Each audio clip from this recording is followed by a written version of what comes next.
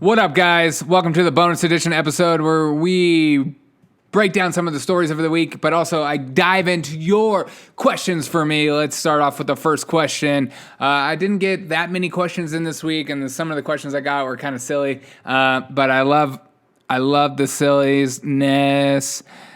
If you could be right-handed instead of left for the rest of your life, would you? Absolutely not. I am left-handed, and I am proud of it. I'm a minority. But the one thing, I am tired of how right-handed this world is. It's absolutely ridiculous. You guys own the world, and it's sad. You need to realize your own bias and what you bring to this world and how difficult you make it for us left-handed people. You guys are in a state of power, and you need to be relinquished of it. Also, it's my birthday on Sunday, so I better get some birthday love from you guys. I'm buying a green screen. I got some birthday money coming in, so I'm going to buy a green screen so you don't have to look at this, for those that are watching video, this ugly background. I'm going to hopefully build a graphic. Can you guys build graphics that I could use on Final Cut Pro? That would be awesome. Send me a graphic, 1 minute news graphic. That'd be sick. When is your lovely wife going to join on Cameo from my Sharoni? Am I not good enough? Are you tired of looking at my ugly mug? Is that what's going on? Or my non-beautiful voice? I'm just one man, people. I use this podcast in order to vent sometimes. So I'm trying to invite her on. I'm trying to get her to a part of it. I don't know if she wants to be a part of it. So maybe we'll have her as a guest appearance. She said, I'll do the news for you. And I was like, oh, cool. Yeah, go for it. Do the news. She's like, well, you still have to do all the research. Like, no, that's not how it works. If I do the research, I'm doing the news. So either or, figure it out. All right. So those are some of the bigger questions from you guys. Another question, what are some of the things that sound like compliments but are actually insults? Great question. I think it's more about how you say it than what you say. You look nice today? I don't know. You did a really great job on this report, but especially if it ends with a but. You guys know what I'm talking about. Or like the thing in business where it's like you start off with positive, then you end with a negative. I just give me the bad information. Give me the crap. I want to hear what you hated about what I did more than just like the fluff. Yeah. That's what's your biggest screw up in the kitchen? Nothing. I'm an incredible cook, okay, guys? Last night I made mahi burgers and I made my own chipotle mayo with it. It was light mayo and it was fantastic. It was fantastic, okay? It was the best mahi burger you've ever seen. Probably the best you've ever heard of, okay? Probably one of the top 100 burgers ever, okay? It would be on Food Network if it was running, okay? I like cooking. I enjoy cooking, but a bad screw up.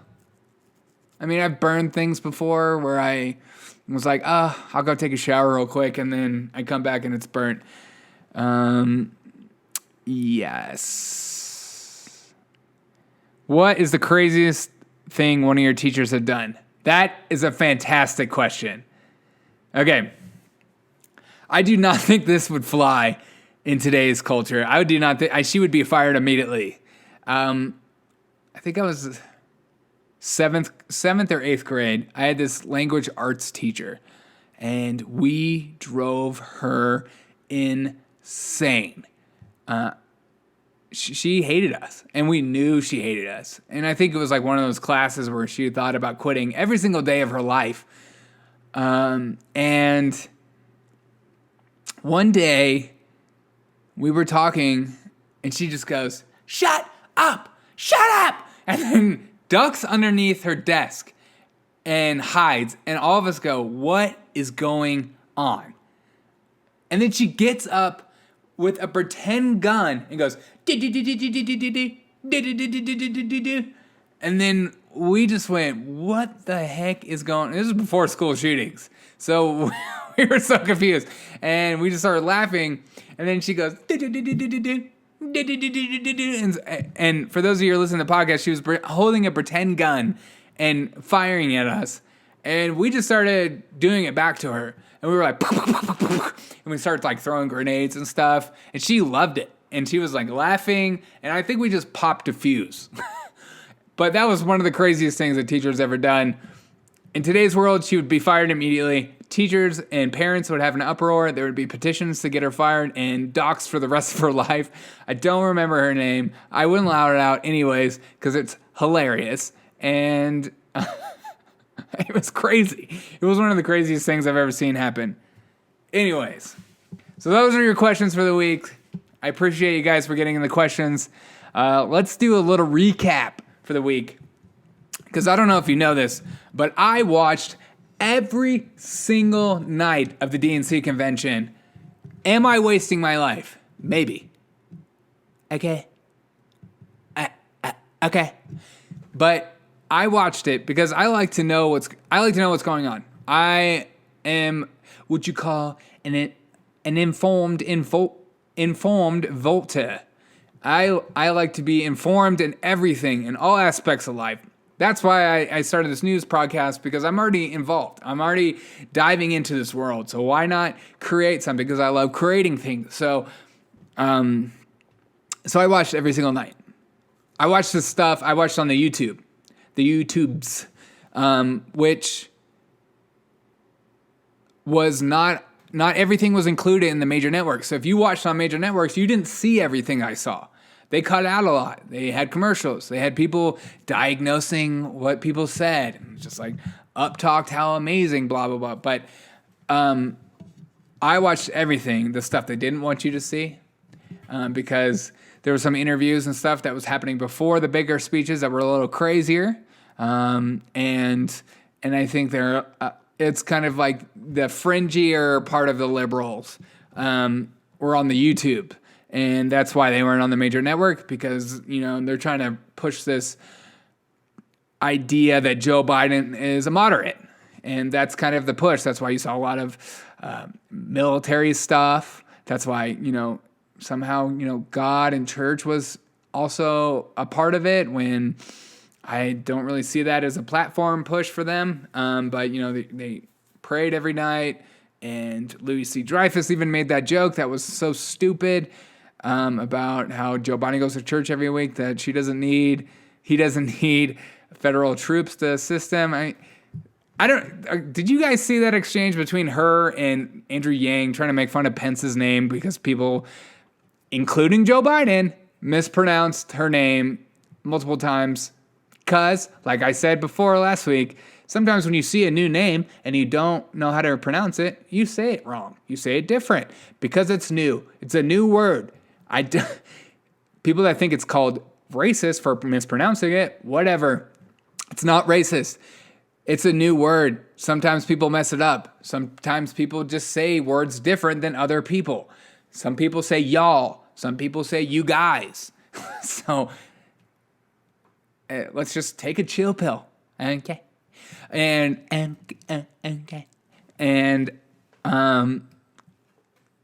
So this week I went through the DNC convention, and the major push was Joe Biden is this upstanding, incredible human being. Trump is this evil dictator guy. And Joe Biden, if you have a stutter, Joe Biden will call you to help you through your stutter. Or, he's just going to call you. And I kept thinking this whole time, I was like, how many people is he calling every day? There's no way he is handing out his number to all these people, because there's millions in the United States. Millions and billions. There's so many people in the United States. So I'm sure he maybe called once. And it was just like this push of, Joe Biden takes the time for me. That's great. I try to say hello to people too. Not everyone looks up at me to wave back. Maybe I look like a sketch ball. I don't know. Does that mean I should run for president? I feel like I'm a pretty good guy. I go above and beyond at work. I do good things for my community. I help out the kids. Does that make me a good presidential candidate? No, I would hope not. I would hope it's more about policy and what I bring to the table and the people that surround me and the people I put in power around me to help me grow and make the country great and continue to be great. I thought that would be the push. That's not the push. So the Democrats chose Joe Biden as this upstanding character. Trump is not. Which for me, I do not look to the president to be a moral compass for me. I don't care that my president is not an upstanding citizen.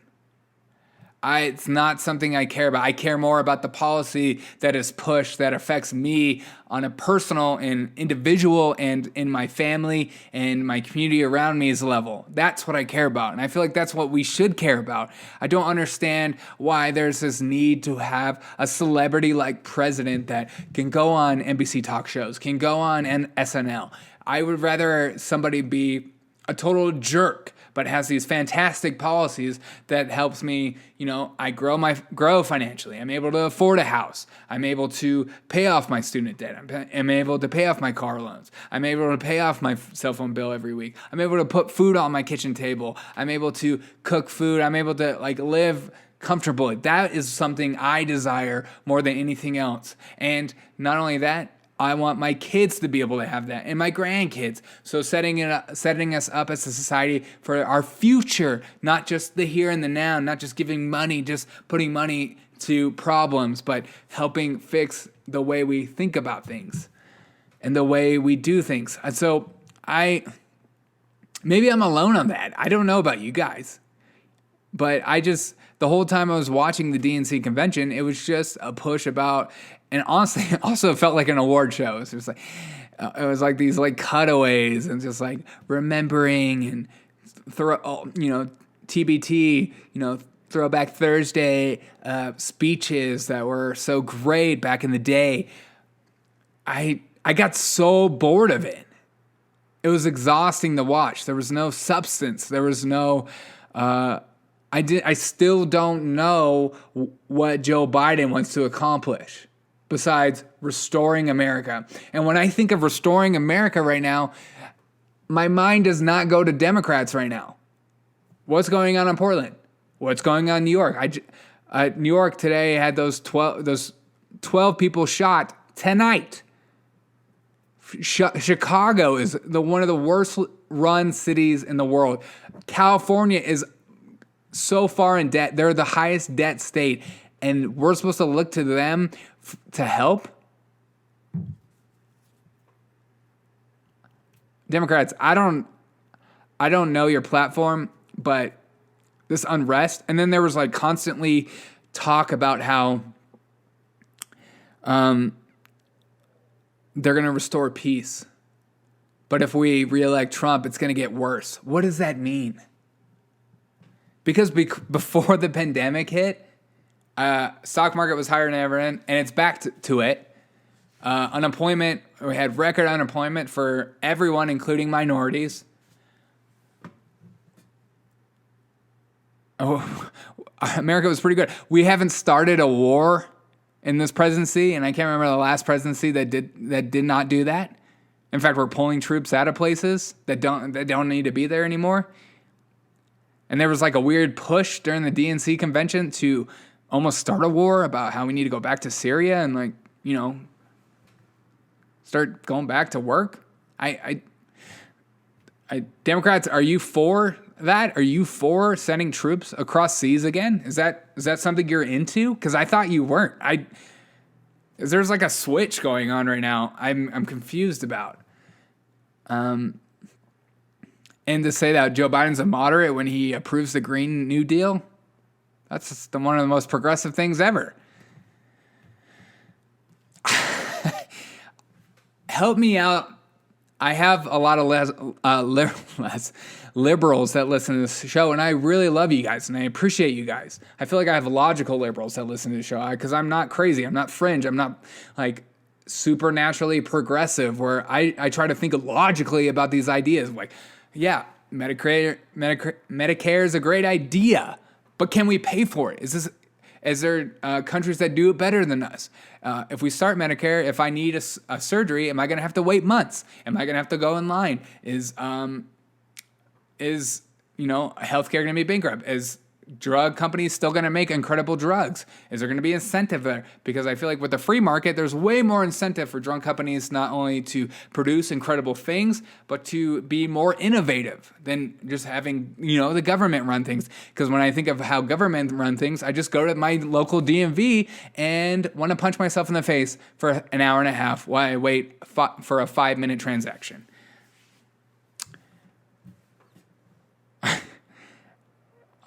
And this is a little rant right now, but it's been that kind of week for me, man. I've been listening to the DNC convention all week, just sucking it in. Oh God, that could be taken wrong, but I've been just soaking it in is the word I was looking for. Oh my God, I've been soaking it in, and I'm like turning red. I've been soaking it in and trying to figure out what is going on in your minds right now, because it was like right when Kamala Harris was announced, people went nuts. I remember when she ran and how like people were saying things like she was unlikable, seemed untrustworthy, she seemed fake, her reactions didn't seem real, and now when she becomes a vice president, she's amazing. I don't get it. Why the flip? Or like when she was drilling Joe Biden, going hard on him, and all of a sudden we're supposed to pretend like that never happened. She said, I believe all women. I believe, Joe Biden probably did this stuff. He's sort of a racist for the things he did in California. I was like, that little girl. And, Stephen Colbert, which, oh my gosh, Stephen Colbert even asked her about that. I couldn't believe that somebody on a talk show even asked a real question to a Democrat instead of just saying, what did you have for lunch today? He pressed her on the idea that she went after him, and now she's a vice president, and he said, did that not mean anything? And she said, it was a debate. It was a debate. And that's all she said. And that's supposed to be an answer to a question. That's supposed to be resolved. I feel like I'm going crazy, because if I was a host, if I was somebody that was actually trying to press a candidate and they said it was a debate, I'd say, yeah, so what? So you're saying that doesn't mean anything? You're saying that what you say doesn't have meaning? Because that's what I would press. Because I don't want a candidate who just says stuff to say stuff.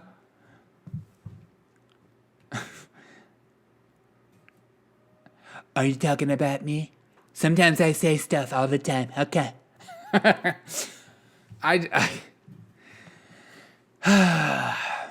What world are we in? What year is it? 2020? Great. When are we opening back up? What's going on? I saw that New York City had New York as a state had 6 COVID deaths yesterday. 6. As a whole state. That includes the city. 6. I know I'm not allowed to talk about stuff like that because, but, or shouldn't, but I just, what's the plan?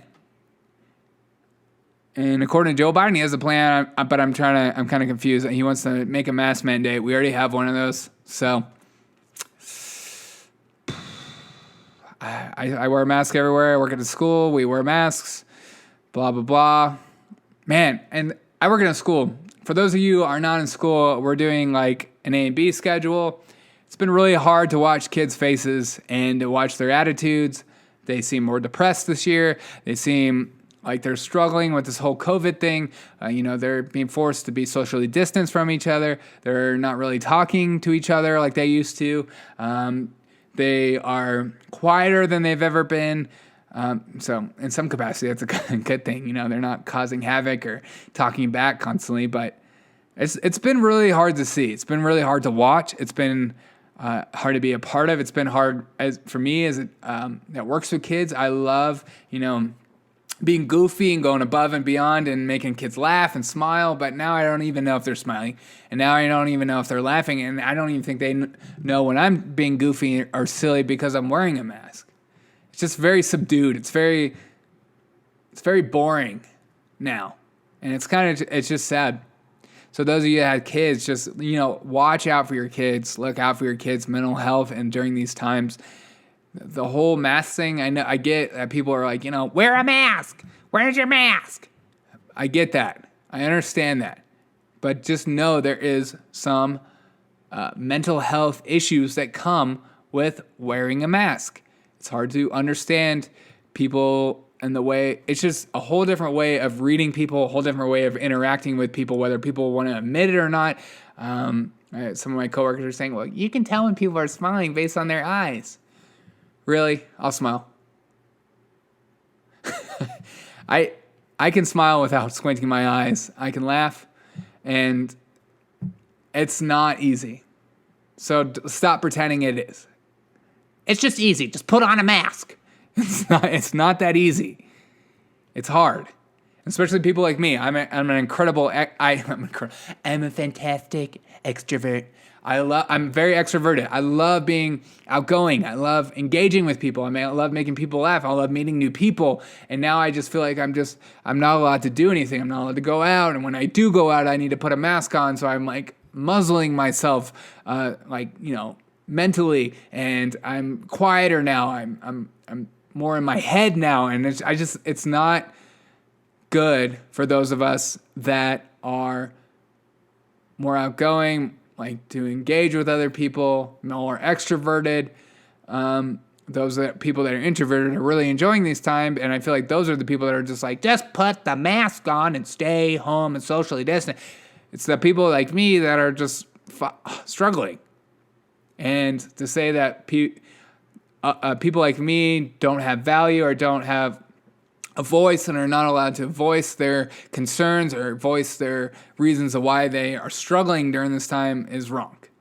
And we should be okay with that as a culture, because if we don't have extroverts,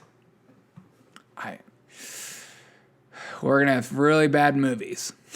Really bad. No comedians, maybe no rock stars. I'm sure there's a lot of introverts that do that, but I don't know. It's been a weird week, people. It's been hard. I'm excited about RNC convention. Maybe it's going to be different. And it was nice to see not so many celebrities at the DNC convention, because I will say that as a positive. I don't understand the push to use celebrities. Celebrities aren't the smartest people always. And it's just kind of annoying. It's like these rich people, I don't care what, ethnic, what race they are, but they're richer than I'll ever be. And they're telling me like about inequality and stuff like that. I'm like, you don't know what that is anymore. You have so much money. You're trying to figure out if you should buy a Tesla or a Maserati right now, or when your next movie gig's coming out, so you can make millions, or like, hey, maybe we should go on vacation or buy a yacht. Like, I don't know that. I live in a 1-bedroom apartment. I work in a charter school. I don't get paid that much. I'm currently getting my master's right now, so I'm paying it off as I go to school. I have budgeted well, but I'm not living. You need to speak to people like me. People like me are more average. The people that are just trying to get by, not these celebrities with all this money just talking down to you. It's exhausting. Ugh. Oy vey. like hearing Billie Eilish, who's so young and she's a millionaire, and she has more money than I'll ever have, just talking about like how Donald Trump has ruined her life. I'm like, I think your life's pretty good right now. So she would not be somebody I would run to. I would look for people that are actually going through hard times, and maybe they could speak up to that. Not these rich celebrities telling me how bad their lives are right now. Give me a break. Gosh. Oh, I'm really going in. maybe next week I'm going to really go on Republicans. We'll see. We'll see what I'm an equal opportunity offender, people. I don't care who I make look bad. When I see something stupid, I'm going to call it out. I'm going to call it out.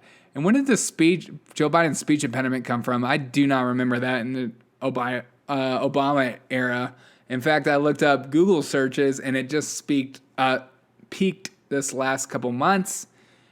The months before, it's been really low. So is this fabricated? I don't think so, but the irony is a little interesting considering how he's kind of been messing up in his speeches more now than ever and seeing like more senile, and the speech impediment was pushed, which I think is a smart move by them. Because if I had a candidate that was kind of seemed that way and there was a chance that he had a speech impediment, that would definitely be pushed. Yes, people, this podcast is happening. I'm off the rails. I'm going in on people. Let me get a drink of water. What an interesting week. Oh, and the Netflix thing. Did you guys see that whole Netflix thing with the 11-year-old girls being over-sexualized and Netflix putting out that poster, like almost promoting 11-year-olds in this, like twerking and sensually dancing? That's disgusting. And apparently the movie is actually a critique on that. So the movie is like a critique on how over-sexualized our young children are and what they're like shown. And when I used to be on TikTok, and you would see these underage girls dancing sexually, and it was disgusting. And like I had to block so many accounts. It was honestly, it's like a child predator's like perfect app. It's disgusting what happens on TikTok. I don't get it. I don't get how anybody can be okay with this. We need to protect our kids, not encourage this stuff. This is crap. And this week we saw the Netflix series that came out, but apparently it's like a critique on over-sexualized kids. But Netflix, whoever creates the graphics, created a graphic that actually sexualized kids, and it ruined the whole point, and also proved the point. And also she came back when everyone was losing their minds, saying that this actually proves my point.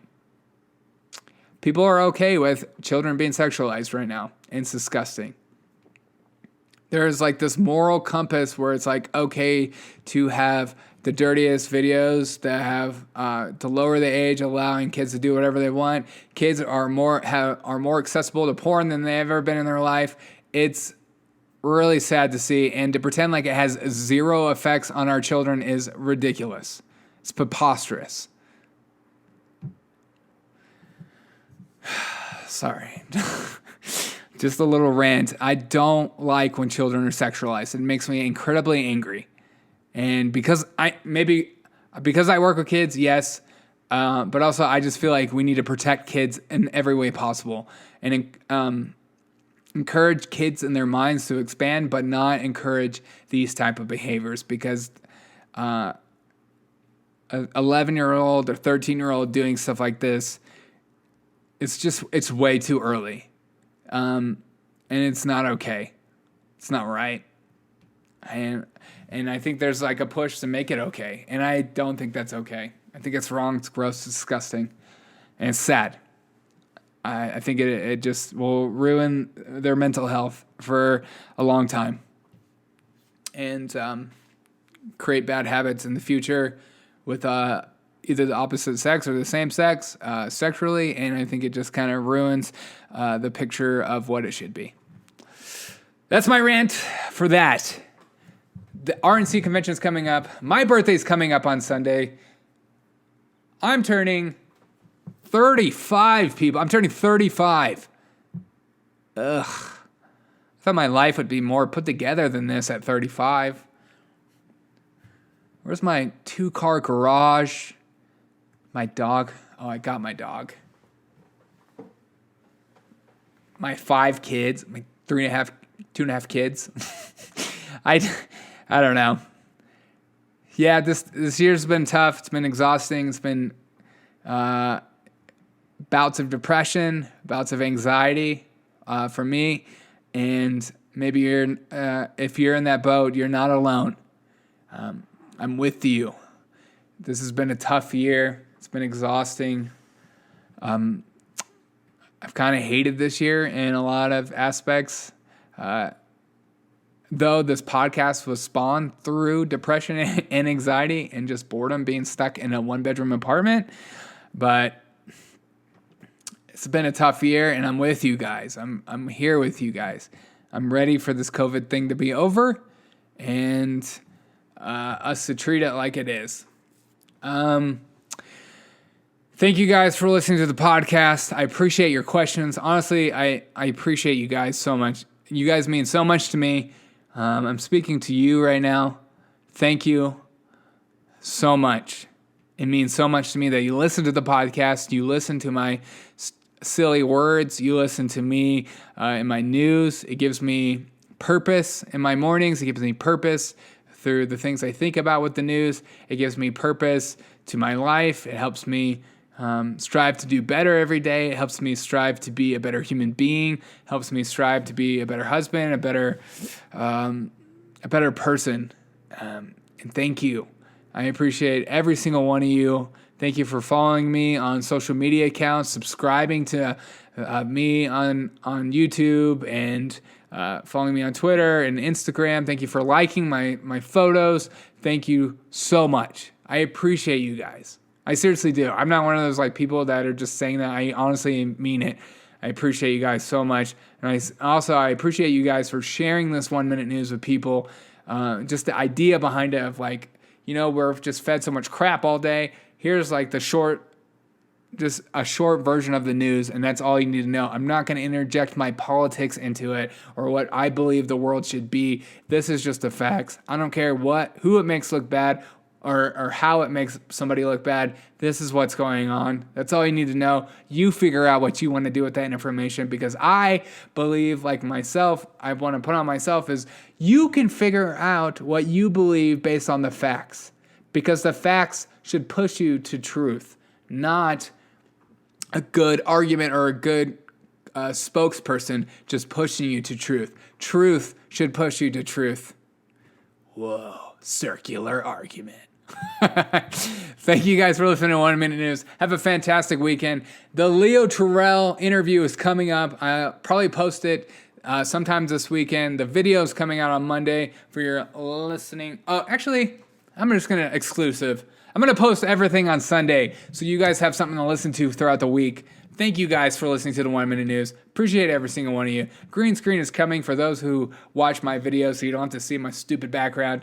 But those who listen to my podcast, thank you guys. Keep sharing the 1-Minute News. Keep telling your friends about the 1-Minute News. Keep telling your family. Keep telling your neighbor that you actually hate but secretly enjoy about the 1-Minute News. Appreciate you guys. Have a great weekend. And you never know when I'm going to come on here and do a little rant. And again, thank you. Have a fantastic weekend, guys.